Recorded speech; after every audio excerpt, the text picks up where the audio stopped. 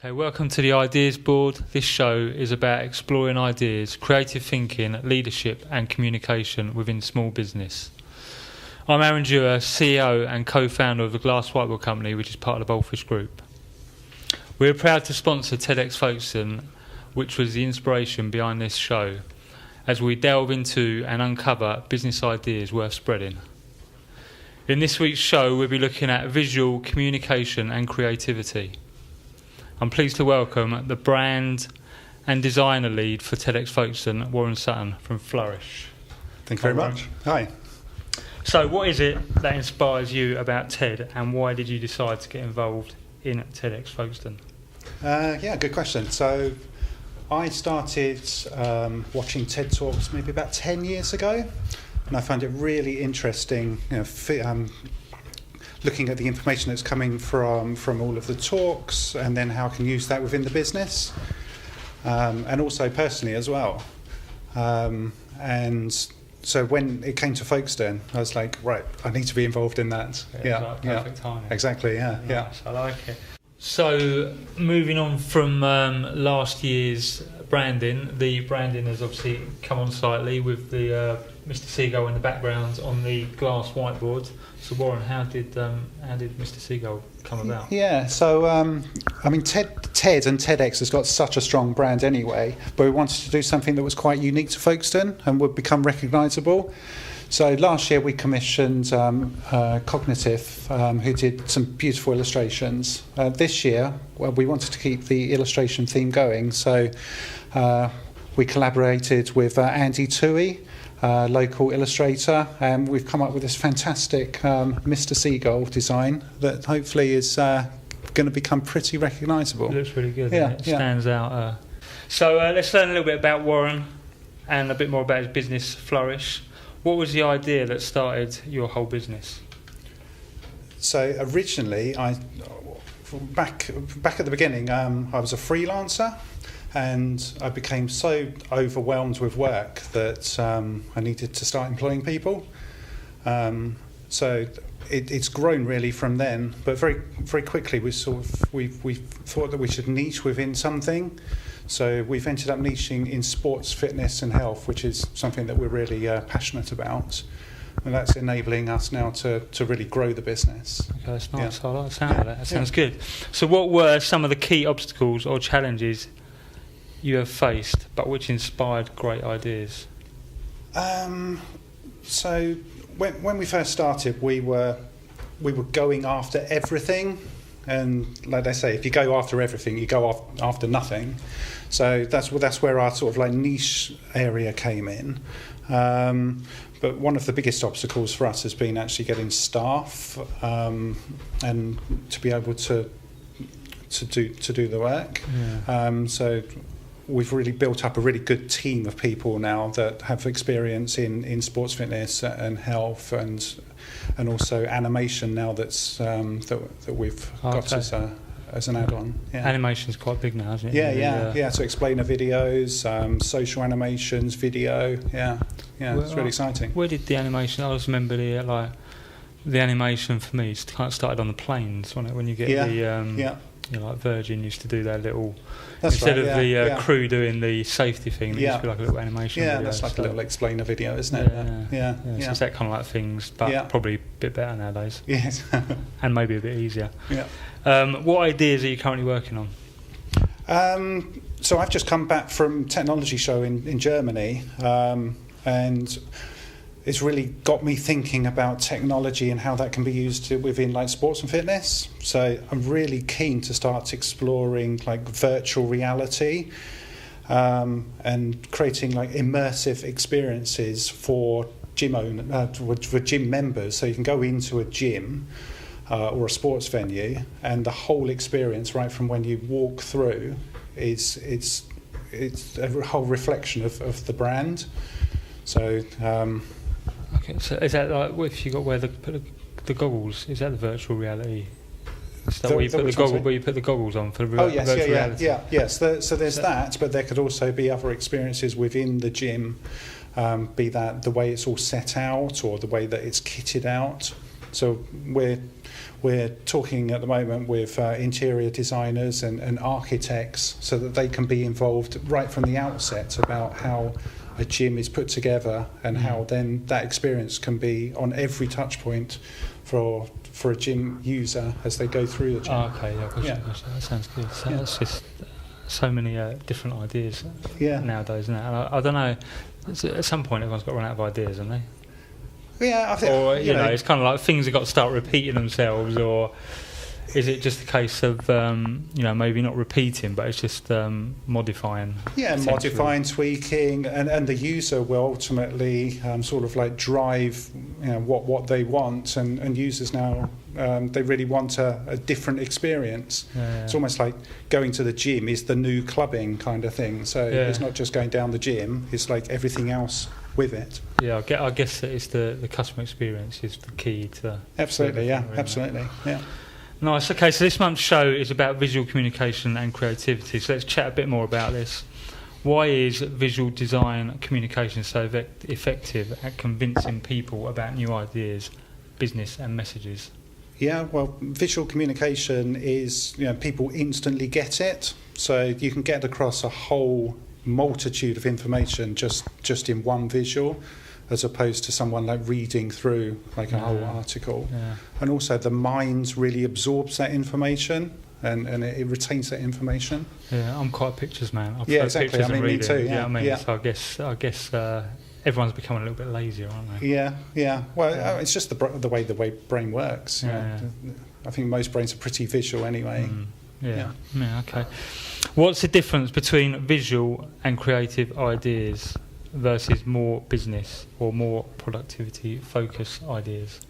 I think the two can go hand in hand, like, I think the more business and productivity focused ideas, they can also be creative. Right, okay. So if you take a company like Apple or Google or Tesla, they're so innovative and so forward thinking, but that goes right through the whole business, whether that's in productivity or. Does that put more pressure on likes of yourself if you've got a company, like you just mentioned, to come up with, because they've already got kind of like. Well, I suppose at the end of the day, it's ideas are solving problems. So long as it solves a problem, creative ideas are solving problems in a different or a new way. And when technology changes, then got to think about things in a more of a creative way. Is it easier to start from scratch when you're branding, or is it easier to pick up on, like a redesign or something like that? They're both very different, to be honest. I mean, from scratch is great because you're creating that environment from the base level standpoint. I suppose if it's a rebrand, you've already got that story and that narrative that then you're picking up on, that you can then accentuate or work with. So it's kind of a bit of both, really. Yeah. Okay, so Warren, really good design often makes complex ideas simple. So how do you achieve this? First of all, we make sure that we're answering the problem itself and really going back to the grassroots of what is it that we're trying to achieve. But then we've got a set process that we go through. So, we listen to the client, and what is the brief and what understands the project. Then we'll go through and come up with ideas and ideate and come up with some solutions. And then we will deliver that and then test it. Okay. All right. So it's kind of like so if we were to come to you guys, would we? Do you ask us questions, or do we? We ask plenty of questions. Yeah. Okay, loads of questions. What we tend to do is to really drill down into and interrogate the business model itself and question everything to make sure that that we're answering, that there aren't any hidden problems in there that. I know what you're saying. 'Cause it is for us. It's sometimes quite hard to get the message across. We do a lot of our marketing internally. Yeah. And it's just kind of like, you've really got to know the products, because you because different Absolutely. things work different ways, Yeah. and there's different products for different kind of scenarios. Yeah. So And we may assume something which may be totally wrong. So so you've got to get right down to right in it. Yeah. Okay, nice. So what could we learn from this to apply to business? So I think if you fully articulate why or pinpoint your brand value proposition, then it's far easier to get a buy-in from your customers or even your staff, to be honest. So if you've got a very clear proposition going forwards, everyone then will understand what you're doing and what they're buying into. Okay, so you kind of from even like staffing to customer. Yeah, is key to have all that knowledge and information. Yeah, and having a consistent story across your whole brand. Yeah. Because I think I've heard recently that everyone talking the same language. Whether it's to customers within the office or within the work area, helps with the whole concept. I mean, internal communications are as important as external. Making sure that all of your staff are on the same sheet, all saying the same thing. Yeah, and is that something you guys get involved with? Oh, absolutely, Okay, nice. So you mentioned earlier about focusing on sports and fitness sector. Mm-hmm. How do you get into the mindset to think about design for a specific industry as opposed to using generic principles? Yeah, okay. So we would run discovery sessions, and then we would look at customer personas. So we would work with our client to find out exactly who their target audience is, and then their ideal customer. So, and then with that persona, then we can say, okay, well, that customer is sitting in this environment. They're looking at these social media platforms, reading these publications, and then we can really tailor our thinking to that sector or that section of so audience. So all kind of starts with knowing, I guess, the client, your client has to know kind of like their target market first, so that then you can kind of get right into them. And we'll work with clients to get that information. Yeah, okay, nice. Yeah. Okay, so we've talked about using visual to communicate messages, but how can we use visual and creativity as a way to learn and explore new ideas? So, I mean, visual communication is really all about storytelling. So if we make sure that we've got all of the basics ticked off, and then we can use that to then visually communicate what it is that we're trying to say. So whether that's like an infographic or through a website or whatever that might be. I would say make sure that you communicate your brand story, and really try and challenge the status quo. Try and think differently, and just to make you different from that. It's kind of like competitor. Absolutely, yeah. Okay, nice. Right, so next it's the quick fire questions. So I think these have got to be quick fire, obviously, because it's quick fire questions. So you ready? Yep. So how do you come up with ideas? We work through a process. Yeah. Okay, when should we share our ideas? Depends on what that idea is. I'd say if it's something commercially sensitive, then never. Okay. But if it's like an idea within the design studio, then straight away, share. Okay, so what's a silly, crazy idea you've had in the past which didn't work? So I've always been trying to invent things. Okay. I think the craziest one was I was doing like a wash wiper for a car that collected rainwater and recycled, but it never really got off the ground. That's fair enough. Yeah. I guess the rain's already there, and it doing exactly. The job So what's the one idea which has had the biggest impact on you? Definitely focusing on an industry. That's had a big impact on us. What's the hardest thing about ideas? Making sure that they solve the problem. And making sure that they are there to begin with. Okay. Best way to communicate ideas?